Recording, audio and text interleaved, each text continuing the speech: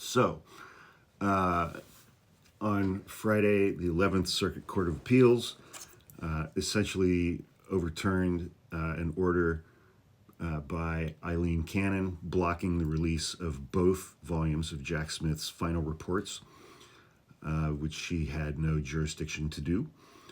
She issued a preliminary injunction preventing Jack Smith or the DOJ from releasing the 2 volumes of his reports. One volume has to do with January 6th, for which he was indicted in Washington, D.C.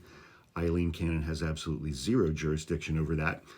And the second volume, or the other volume, has to do with the Mar-a-Lago classified documents case. She didn't have jurisdiction to issue an injunction on that one because the person applying for it, Donald Trump, is not a party to any case pending in front of her court.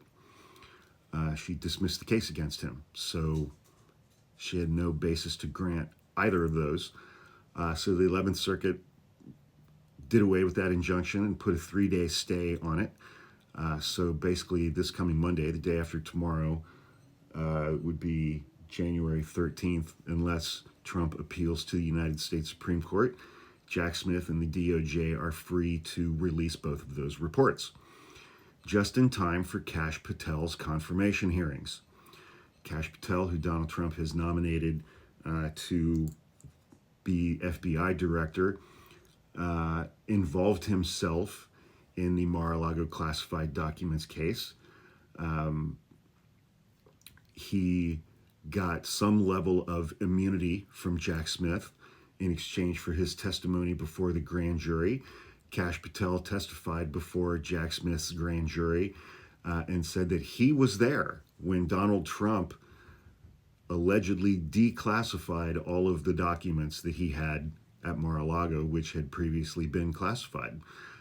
So I think we can add lying under oath to a grand jury, a federal grand jury, to Kash Patel's resume that Democrats might want to question him about during his confirmation hearings.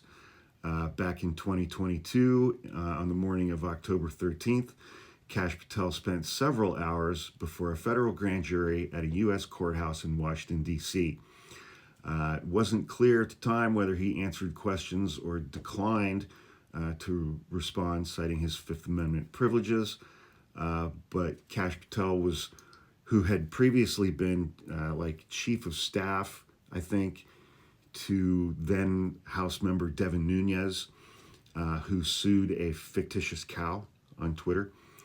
But Kash Patel testified that he was there when Donald Trump, I'm declassifying, because all you got to do is think about it. If you just think these are declassified, then they're declassified, which is not how that works. But so hopefully Democrats in the Senate will ask Kash Patel about this, because he's going to appear in Jack Smith's report.